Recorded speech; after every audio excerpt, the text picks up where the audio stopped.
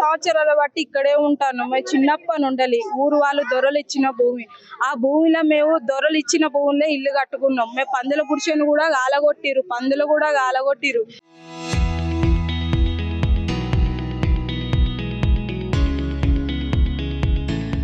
ఇప్పుడు ఎవరు లేని చూసి కూడా ఇల్లు కూల కొట్టడానికి వచ్చి మా అమ్మ నాన్నని ముగ్గురిని కలిసి ఎటోళ్ళాట ఆగం చేసి ఆ అమ్మని కలవడి కొట్టి గాయాలతోటి నరకం అనుభవించి పురుగుల మందు తాగి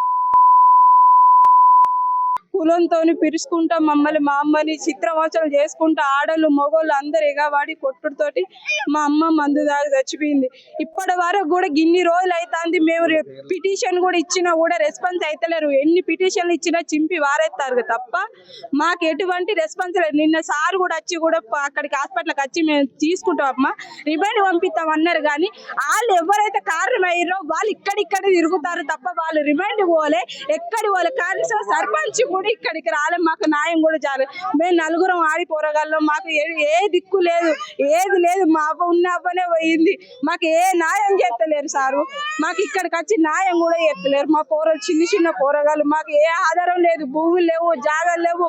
ఉన్న పందులు కూడా గాలగొట్టిరు. మా ఊరు అవతల చెరువు కట్టకాడ ఉంటా కూడా పందులు కూడా గాలగొట్టిరు. మేము ఊరు అవతలు ఉన్నోళ్ళు మెరుకోళ్ళంతా అంత ఈయనం చూసుకుంటాం, మమ్మల్ని ఊరు అవతల పెడతారు. ప్రతి ఊర్లో కూడా ఎక్కడ ఊరు మధ్యలో కూడా లేదు. ఎరుకోళ్ళు అంటే ఊరవతలు ఉంచుతారు తప్ప ఊరు మధ్యలో ఉంచలేదు. ఎందుకు దొరలంటే అంత మంచి, మేము ఎరుకోళ్ళు కులం తక్కువలంటే అంత చేట. మాకు న్యాయం జరగదా? ఇకనన్నా న్యాయం జరగాలి. మా ఎరుకోలలో ఒక్కొక్క కుటుంబానికి 10 కుటుంబాలకి 100 కుటుంబాలకి ఇట్లనే దారుణాలు జరుగుతాయి. వాళ్ళకు దారుణాలు జరగద్దు. మాకు మంచి మేలు జరగాలి. అందుకే మేము ఎవరు రెస్పాన్స్ అవుతలేదు సారు. మీరే న్యాయం చేయాలి. మీరన్నా పైనుండి దిగచ్చన్న మాకు న్యాయం చేయాలి. మేము ఓడగొట్టుకున్నది ఏ తల్లిని ఓడగొట్టుకోదు. మేము చేసుకున్న బాధ ఏ తల్లిని చేసుకోదు. మేము నలుగురు ఆడి పోరగాళ్ళు, మా చిన్న పోరగాళ్ళు ఉన్న దిక్కు పోయింది సారు. మాకు ఏ దిక్కు లేకుండా వేసిరు. మా అమ్మని ఎట్లా పడితే అట్లనే పెట్టిరు సారు. మా అమ్మ నరకం అనుభవించింది. పైపులు పెట్టుకొని చచ్చిపోయింది సారు. నోట్ల మా అమ్మ ఆగితే చిత్రవాసంతో మాట్లాడకుండా పోయింది సారు. ఒక్కరు కూడా రాలే సారు మా అవ్వ దగ్గరికి. జాగా గురించి సారు మాకు దొరలు చూపెట్టిందే చెరువు కట్టకు బొందల గడ్డ, అది బొందల గడ్డ. ఆ బొందల గడ్డ కానీ ఉన్న కానీ జేసీబీలు ట్రాక్టర్లతోటి ఊరోళ్ళందరూ ఆడోళ్ళు మొగోళ్ళు ఎగవాడి రాత్రి 7-8 గంటల వరకు వచ్చి ఎగవాడి 3 దిక్కులు వేసి ఎగవాడి కొట్టిర్రాట. మా అమ్మని గొరగొర గుంజుకుంటా గడ్డపారలు కట్టెలతో వచ్చి గుద్దుకుంటా లోపల గుద్దులు ఇక్కడ మా అమ్మకు ఆ నొప్పులు దాన్ని చచ్చిపోయింది సారు.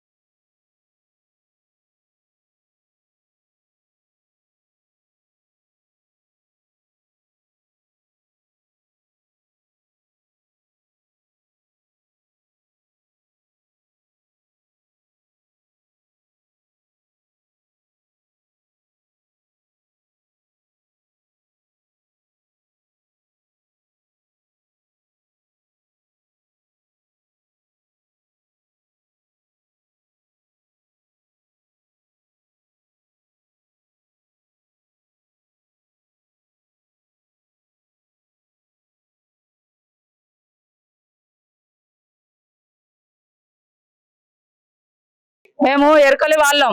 మేము మా అత్తమ్మ 14 రోజులు అవుతుంది హాస్పిటల్లో ఉన్నది.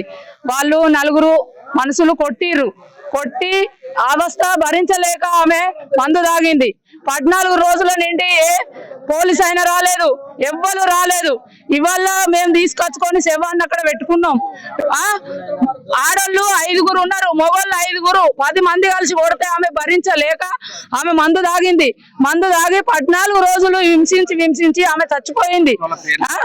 ఆమె చచ్చిపోతే మేము ఇవాళ నిన్న తెచ్చుకొని అక్కడ వేసుకున్నాం. మాకు సార్ వచ్చేయమన్నాడు, SI CI వచ్చి మీకు న్యాయం చేస్తాం, మీరు సప్లంట మీరు దాన సంస్కారాలు చేసుకోర్రి అని అన్నాడు. 10 గంటల వరకు అత్త అన్నాడు CI.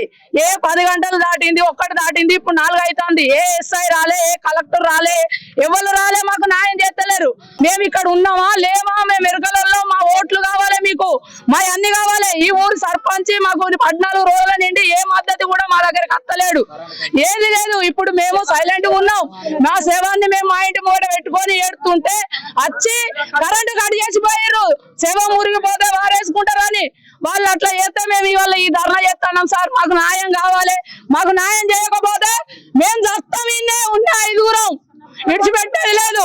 ఇవాళ మాకు కలెక్టర్ వస్తాడా, SP వస్తాడా, DSP వస్తాడా?